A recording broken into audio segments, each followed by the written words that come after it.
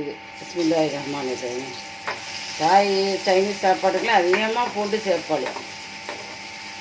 பூண்டு தான் அவளுக்கு மெயின். பூண்டு பொரிஞ்ச உடனே புறக்கோழி அரைவாசி அவிச்சு போட்டுருவோம்.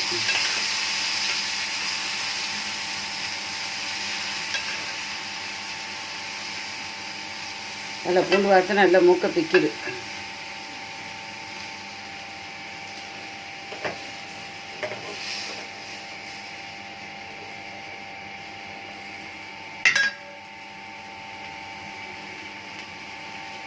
அதுக்கும் உப்புலாம் போடக்கூடாது, சோயா சாஸ் ஊற்றிடும்.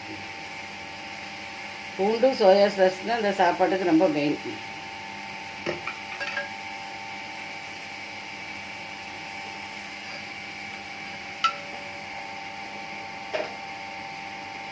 காரத்துக்கு தக்காளி சாஸ் இது வீட்டில் செஞ்சது, நல்லா கட்டியாக இருக்குது, பிடிச்சிக்கிட்டு இருக்கும்.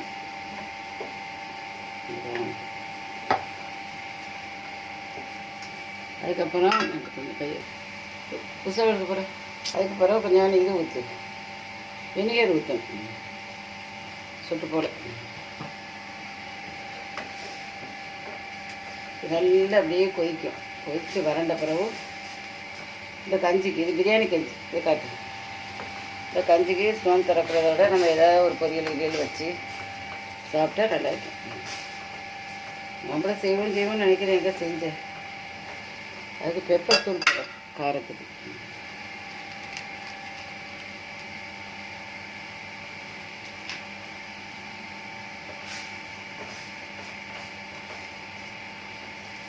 கஞ்சிக்கு தொட்டுக்கிறது நல்லா இருக்கும். பூண்டு தான் மூக்க தொலைக்கிறது, நல்ல மணத்து கிடக்கும்.